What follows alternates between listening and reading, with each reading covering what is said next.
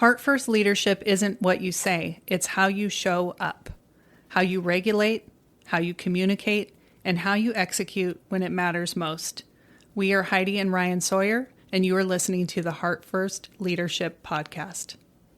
Welcome to the Integrated Mindset Podcast. I am Ryan Sawyer, co-host, alongside here with Heidi Sawyer. There she is, Heidi Sawyer.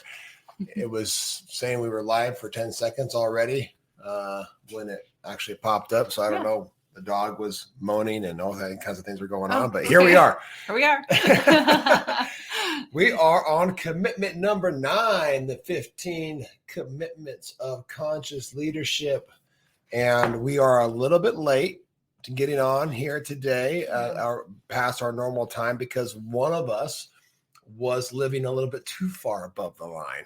I was living a life of play and rest. That's what the topic is today. She was living a life of play and rest to such a level that she lost track of time and forgot about work. So that's one of the things that happens when you live a life of play and rest. So here we are.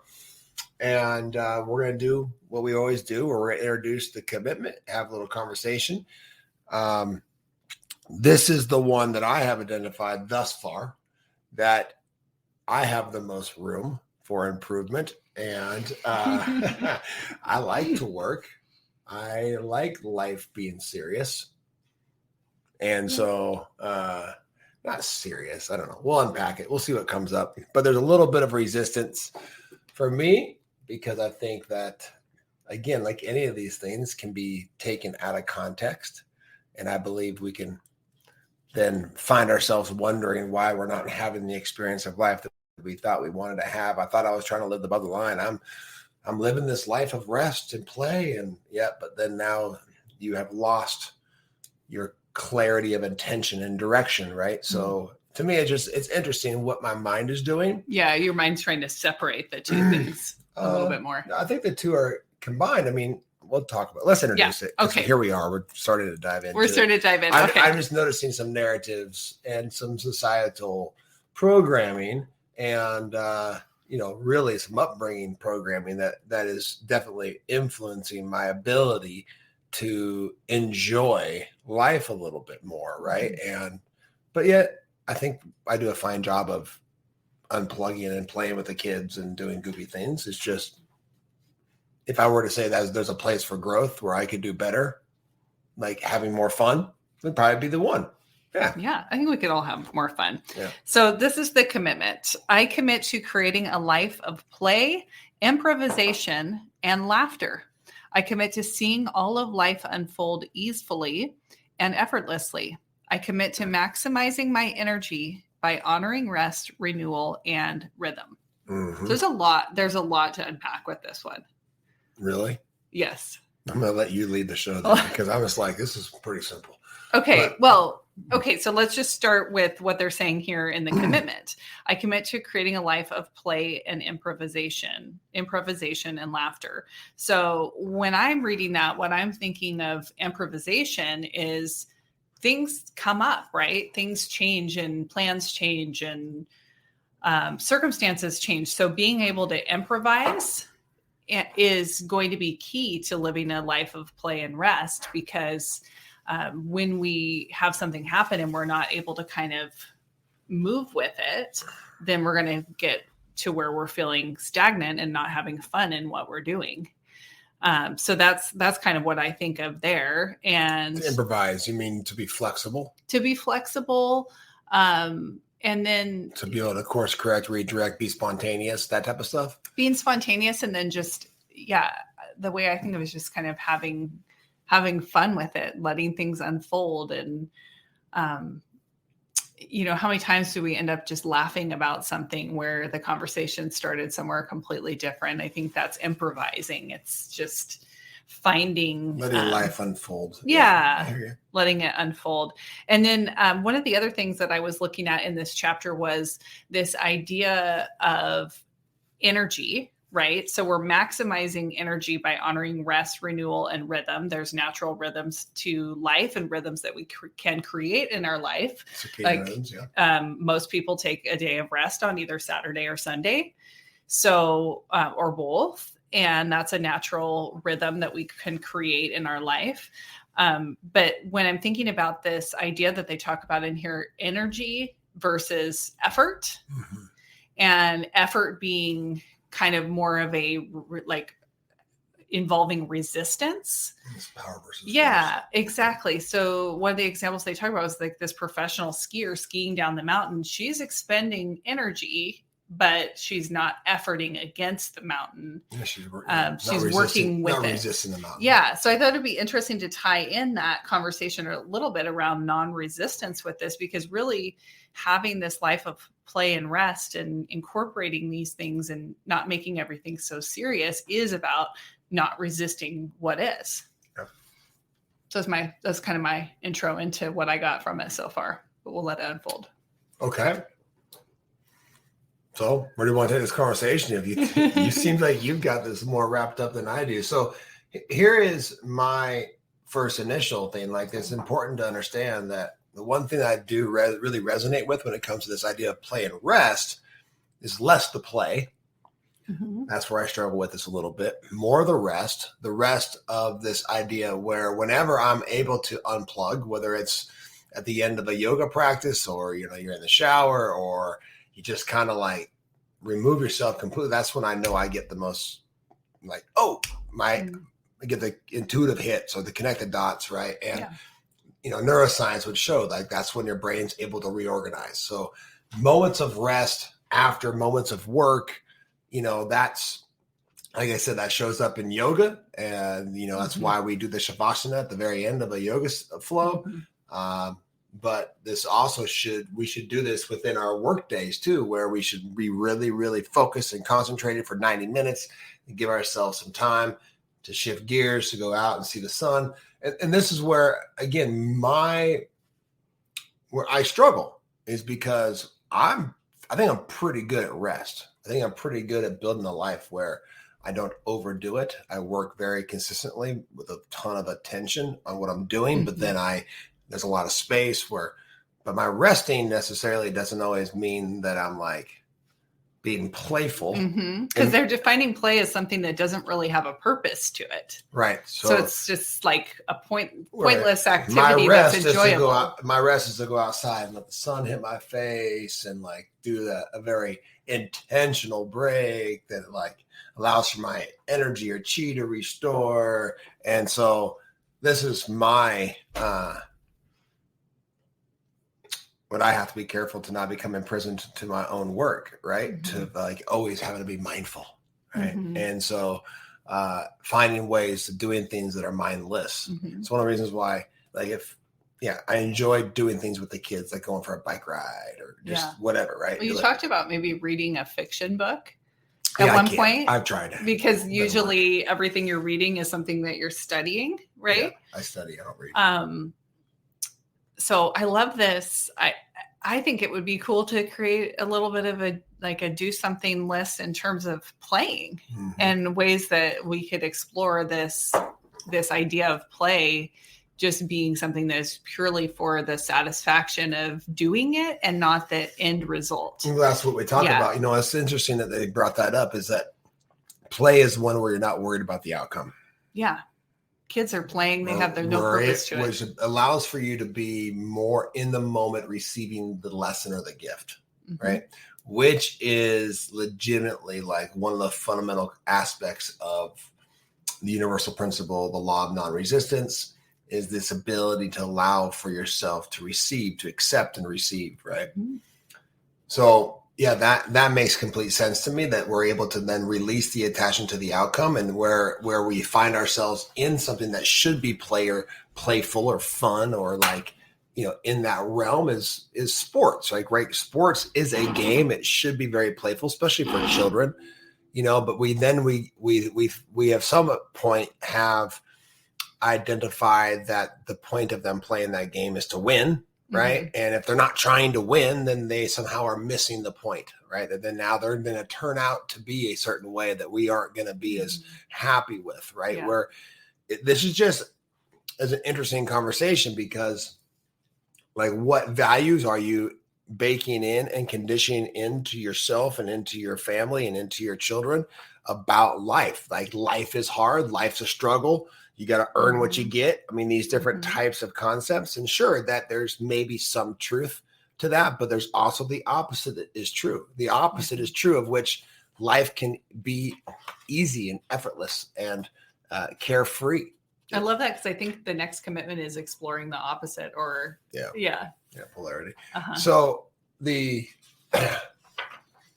more that I am really trying to explore this, like, allowing things to come in and be more joyful, and kind of living from that wish fulfilled a little bit, or releasing attachment to outcome, life does seem to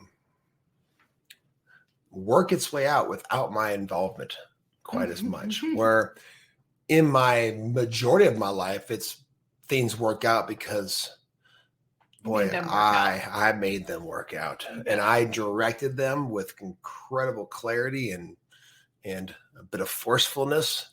So this is one that, I think is again, at this point in the book, they're really using all the previous, the first couple commitments to be able to re-illustrate them and how they work and play out in your life. Right. And so it's interesting to watch how my mind's like, but. What do you think about play and rest in the realm of a relationship? How important do you think play could be in a relationship? Especially like for people like us who work together all the time. I mean, we're always working. We know that humor in general, humor is a wonderful indicator of psychological safety. If we feel safe to laugh and to be curious and laugh and make jokes, not necessarily stabbing and poking fun of each other, but just to allow for a moment to be funny, allow for, there to find humor in life in general, like that is a sign of psychological safety, and it actually helps one to feel safe. Right. So I think it's incredibly important for connection to be able to laugh together. I think we laugh a lot. We laugh at ourselves mainly, but I feel like we laugh at me mostly. Well, but I also laugh at myself a lot. You give us and the most I laugh reasons, at my own jokes. Yesterday, my daughter said something, or we were at the grocery store, and I said something to this person that was working there about how there wasn't any like organic eggs, and then I made some kind of joke, and I laughed. He didn't laugh. And she said, "Mom, it's so funny how you talk to people sometimes and then you laugh, but they're not laughing." And I said, "That's okay. I just think I'm hilarious. It's okay."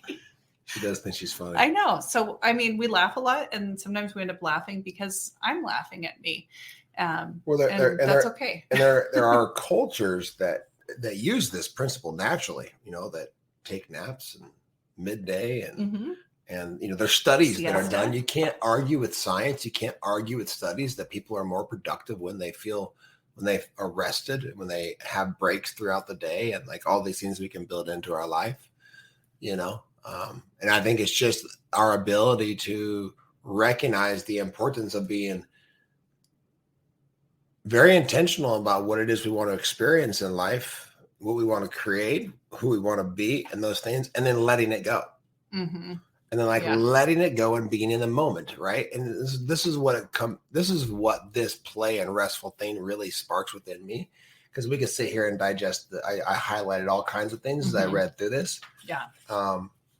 But the fundamental component here that I think is important for us to unpack, whether we're talking about being a parent and my child's in youth sports, and I'm frustrated by their lack of attention to trying to win, or I am taking an afternoon to go for a walk or go do something fun rather than work and be productive,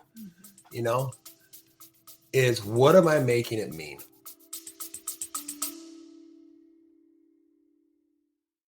We are all leaders. If you're ready to stop waiting and start impacting your environment in a powerful way, we want to connect with you. Click the Book Now link in the show notes to book a call with a Heart First coach and discover what Heart First leadership can look like in your life and in your environment. Now back to the show. Yeah. What meaning are you attaching to the activity? Because two people could do the exact same thing. You could take a picture of two people doing the same activity, but what's going on in their head is completely different narrative. You can look at the child, and the one person who's chasing butterflies, and you can say, isn't that beautiful how that child is so innocent and is connected with nature and seems to be so creative and expansive with her mind? Like she's looking up at the sky. I don't know why I say he or she is looking up at the sky and chasing this butterfly, not a care in the world. Isn't that beautiful? And the same person maybe, or another person would say like, oh, I just can't stand how they're so flighty and whatever, right? The soccer ball's over there down the field. What are you doing looking at that butterfly? Right. Yeah. And so we make it mean something about us when our kid doesn't operate in the world a certain way, because we're going to make it mean something about us as a parent. Now I'm a bad parent. Now I'm a failure because my kid's not living up to some sort of a social standard. Or if I play and I rest within my own life, I've built a life where I can clearly do that if I want to. I could have all kinds of time to do more playful things and restful things, right? We've built a life that we're able to do that. But then what am I making that mean? Am I making that mean that I'm getting lazy? Am I getting soft? Oh no. Like, is this, and then there's this like, well, if I don't keep pushing, if I don't keep thriving and striving, then it's going to go away. Like, oh, is that real? Is that true? Right. So what are you making it mean when you start to unpack this? I think that's the most important thing, to be able to then explore how to live above the line intentionally, to play and to rest, right? When I say intentionally, I mean talking about intentionally let it go. Intentionally just let it go and be present and have fun with whatever you're experiencing. Because play and rest to me is me being playful, like I'm writing some short little essays on universal principle and law, right? Because I'm teaching it to one of our momentum course. The people who've been through our integrated mindset 10-week course, they then enroll into a momentum course, and we are discussing universal principle and how to be in alignment and live with them and how they all play into each other. And so I was prepping for this previously, and then I was writing about the law of growth or law of increase and intention and desire and all these, and it's like connecting all these dots. And I'm thinking to myself, like, okay, well, this is work sort of. And yet I find it playful. Yeah. I find it restful. Like I find it brings me joy. So like, is that okay? And I think that's a great question to ask yourself is, how can I bring more of what brings me joy or just is fun and playful into whatever is mine to do? Like whatever work you're doing, whether that's a passion project, like, that happens to also be your business, like Ryan's talking about, or it's like you're putting away laundry or cleaning or whatever. Like, how can you bring that sense of play into what you're doing? Because we've talked about, taking a play break and going and doing something intentionally just for fun or exploratory or whatever that looks like for you. We talk about intentional rest, but what about incorporating play into the things that you're already doing, into your responsibilities? Even, I could try this today, picking the kids up from school. What if I turned on some silly music and we sang or we did something, and those are the kind of things that I'm always doing. Like I'm always turning on music and singing. Yeah, I think you're really good with that. But I think that's a great question to ask yourself if you're wondering how to incorporate more play into your life. It's like, what are some things that I can do kind of on autopilot typically that I can incorporate something that's a little bit more playful and fun into? It's got to be sustainable, right? Yeah. It's got to be sustainable because we do have businesses or jobs to sustain and responsibilities. And it's got to be sustainable because it's not just this idea that, okay, spring break, we're going to go to Mexico, right? And that's not the case. It's to find play and rest in the micro of your life, right? Meaning that it's lunchtime, it's middle of the afternoon, it's evening, and what are you doing in those little gaps and holes to do that? One of the things that comes to mind, so the first one that really popped out to me was that, what am I making it mean? And I recognize that I'm making it mean all kinds of things. And so that's for me to unpack and rework and like make it mean something else. Make it mean that I am the creator of my life and I take full responsibility. And this is going to help me be more creative, right? Is because they show that one who is able to be rested and more open in that way. And in the unknown, this is the other piece that made me think of this, is that's when I'm the most creative and collaborative too, right? Because I'm the most online, right? Where we have to be our best and where we experience life the fullest, where we experience life the richest is in the unknown. And in the unknown is a place where most of us will go into some sort of a fear program or pattern, right? So we then stay in very known experiences and we become quite rigid. We become quite rigid because this is what I do Monday, Tuesday, Wednesday, Thursday, Friday. I go to work, I come home, we do this, right? Because all these experiences are known. And so therefore, then we're not leaving space to explore and to be playful and restful and curious and open, right? So to recognize that, how can we actually at the end, meaning if we really master this ability to live above the line and be playful and restful, how can we do that in this experience that's a little bit, what's the right word? Uncomfortable. The unknown can feel uncomfortable, but how can we allow for that to be exciting? So how can we actually make life our playground? You know how I like to say life's my training ground, or I can make life my playground, or I can make the unknown of what's going to happen here. I'm in a new environment, right? I'm taking on a new business venture, or I'm growing my business. I'm having these new and different conversations. Yeah. And how can I make that playful, right? Because when I read this part, like, this is very true. I'm having a conversation at some point this week about this work, our coaching program, being talked about as being something that's going to go into a different language, right? Massive conversations of me going like, okay, well, what's that going to take from me, right? But it's this unknown. Like, how can I just be playful, right? With this one conversation, seeing where's this conversation going to go? I would be on the phone with some people in Italy, and we'll just see what happens, right? This opportunity is presenting itself to me. What am I going to do? Am I going to say no because it's unknown? No, I'm going to be playful in the unknown. I'm going to allow for what would have been experienced as fear be excitement, right? And to me, that's the gold. It's not to be able to like, oh, you have to have a hobby and go be playful and restful. It's to how we can build a life where we pause every 90 minutes and we take a break. Intentionally, we go for a walk and we let go. And or in our experience of our daily life, in our experience of what we already do, in our experience with our connections with each other, with our families, with our, coworkers, peers, whatever it is, in our experience of growing businesses or whatever we're doing, how can we be playful in the unknown? Right? How can we allow for life to be this exciting adventure every day? Because when you can get there, right? Even our other company is right now, I'm pushing it to grow another 30%, right? And I'm making decisions that are like, oh, this is uncomfortable. There's fear here. There's something goes on. What if what if we don't have enough of this and enough of that, right? And I think that's the end one. So I'm going to ramble off my last one. So the first one was like, be curious about what you're making it mean. The second one is, how can you explore the unknown and make it playful to live above the line? Because if you're in the known, it's going to be hard to be playful. If you're in the known, it's just you've been down that mountain skiing. How many times is that going to be fun?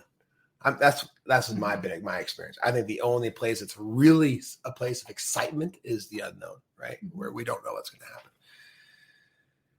So, anywho, and if you really look at any moment in time, everything is the unknown. In all reality. Yeah. Right? But I'm talking about like hobbies and being playful and those things. Yeah, and I think there's lots of opportunity to look at our lives and see where we can incorporate more play, and also where we could be recharging ourselves and gaining more energy back through play or through rest, so that then when we do come to our work, we're able to be more efficient and more productive in that time that we are working. And it's kind of that cycle. Then it will free up more time for play, more time for rest, which will recharge and become. And they talked about energy awareness. Mm-hmm. Energy management is the most important thing. I could not agree more. We teach energy awareness and management as well. Mm-hmm.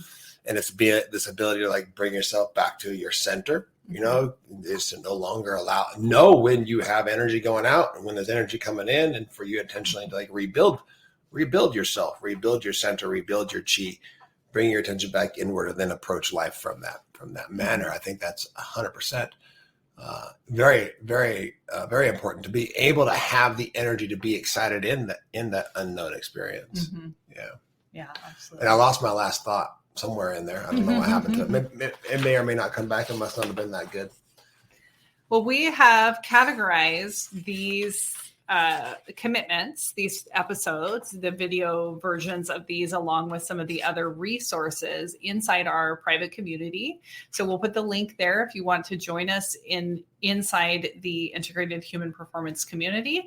And then next week, we're going to be talking about commitment number 10, which is exploring the opposite. So this is going to challenge us to look at the stories that we might be telling ourselves and explore that there may be an alternative or an opposite that is just as true or possibly truer than our original story, and just to kind of see the ways that we interpret the world and also recognize how we're giving meaning to what's going on in our life based on the stories that we're telling ourselves. Kind of like what Ryan was talking about, the story of, you've got to work hard and grind and there's no time for resting or play when you have big goals. So that's what we're going to be talking about next week. So we hope that you'll join us here for that. And again, thank you for being here, and we'll see you inside the community. Thank you for listening. Remember, leaders go first, alignment matters, and the environment that you create is the legacy you'll leave. We'll see you on the next episode.